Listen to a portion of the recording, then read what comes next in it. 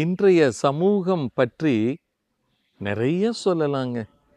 இன்றைய சமுதாயத்தில் எல்லோருமே ஏதோ ஒரு தேடுதல், ஏதோ ஒரு அவசரம், ஏதோ ஒரு அவதி இப்படி தான் சிக்கியிருக்காங்களே தவிர, அமைதியாக இருக்கிறதுக்கு அவங்க நேரம் ஒதுக்கிறது இல்லை.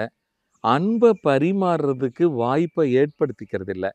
வாழ்க்கை இப்படியே போச்சுன்னு வைங்களேன், நாம் அனைவரும் ஒரு மனித நிலையிலிருந்து ஒரு பொருள் நிலைக்கு மாறிட வேண்டிய சூழல் வரும்.